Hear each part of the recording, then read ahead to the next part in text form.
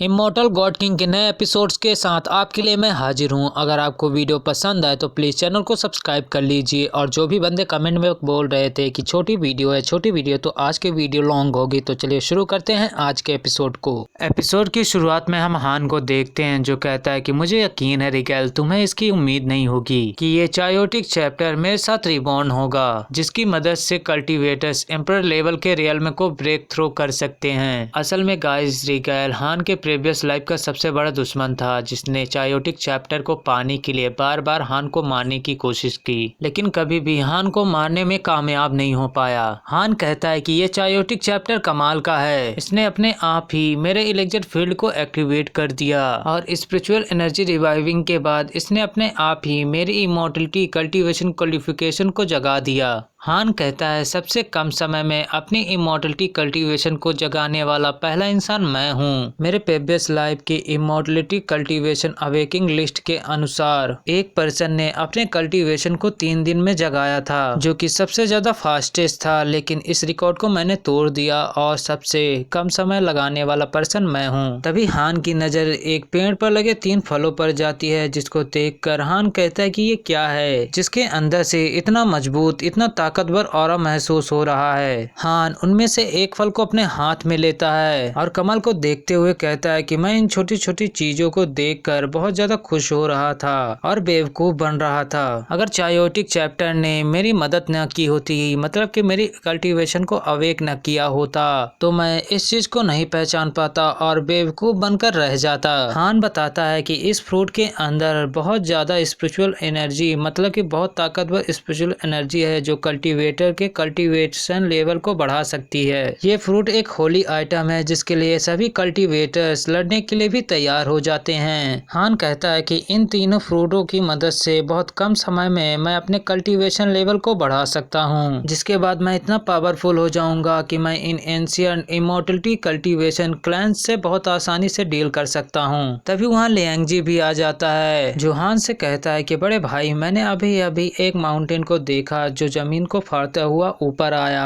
और साथ ही मैंने एक बहुत बड़े ड्रैगन को देखा जो हवा में उड़ रहा था। हाँ, लियांग को देखकर कहता है कि भगवान, आखिरकार ये क्या हो रहा है। और इसी जगह एपिसोड 6 एंड हो जाता है। एपिसोड 7 की शुरुआत में हम हान को देखते हैं, जो उस लोटस को लियांग को दे देता है और लियांग से कहता है कि पूरी दुनिया चेंज हो गई है और तुम्हें भी अपनी कल्टीवेशन को जगा लेना चाहिए। जितना जल्दी अपनी कल्टीवेशन को जगाओगे उतना ही अच्छा होगा। और हान अपने मन में कहता है कि ये लोटस ज्यादा देर तक मेरे लिए यूजफुल नहीं रहा, और वैसे भी लियांग कंकन बुरा पर्सन नहीं है, और इसीलिए मैंने उस लोटस को उसके असली ओनर को लौटा दिया।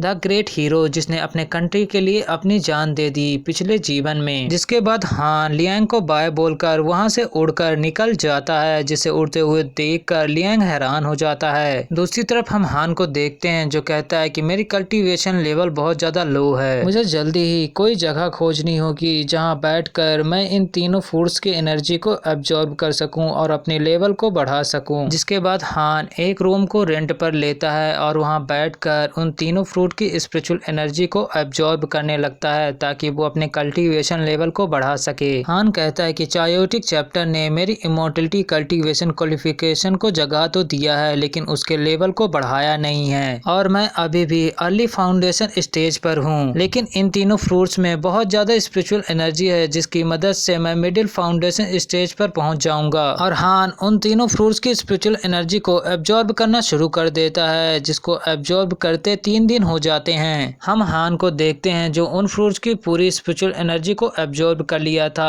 और फाइनली मिड फाउंडेशन स्टेज पर पहुंच गया था। हम हान को देखते हैं जो बहुत ज्यादा खुश होता है और कहता है कि इतनी सारी एनर्जी को अपने बॉडी के अंदर देखकर मैं बहुत ज्यादा खुश हूं और मुझे कंफर्टेबल महसूस हो रहा है। हान कहता है कि एक बार मेरा स्कूल का काम खत्म हो जाए, जिसके बाद मैं जियांगजी घाटी जाऊंगा और वहाँ की लेजेंडरी आइटम्स के लिए वेट करूंगा, मतलब कि इंतजार करूंगा। और इसी के साथ एपिसोड 7 भी एंड हो जाता है। एपिसोड 8 की शुरुआत में हम स्कूल को देखते हैं जहां हान आ गया था अपना काम करने के लिए। हान के आसपास के सभी बच्चे कल्टीवेशन, इमॉर्टल और इन सभी चीजों के बारे में बात कर रहे होते हैं और सोचकर बहुत ज्यादा एक्साइटेड हो रहे होते हैं कि अर्थ उनकी पूरी तरह चेंज हो चुकी है। हान भी उनकी बातें सुनते हुए स्कूल की ओर जा रहा होता है, पर तभी हान के सामने पान लिननियन और उसका बॉयफ्रेंड किंग आता है और हान को रोक देता है। किंग हान से कहता है कि हान, मैंने कुछ दिनों से तुम्हें नहीं देखा तो मुझे लगा कि तुम डर के यहाँ से भाग गए। मैंने नहीं सोचा था कि तुम हिम्मत करोगे यहाँ वापिस आने की। जिस पर हान किंग से कहता है कि भाड़ में जाओ, लेकिन मेरे रास्ते से हट जाओ। जिस पर कुछ बच्चे आपस में बात करते हैं कि किंग और उसकी गर्लफ्रेंड ने फल खाए हैं और ये फल क्या हैं आप लोगों को अच्छी तरह से मालूम है और क्या कर सकते हैं ये भी। दूसरी तरफ किंग खुश होते हुए हान से कहता है कि तुम्हें क्या लगता है कि कुछ मार्शल स्किल सीखने से तुम पावरफुल हो जाते हो? मैं तुम्हें असली पावर दिखाता हूँ। किंग अपने हाथ को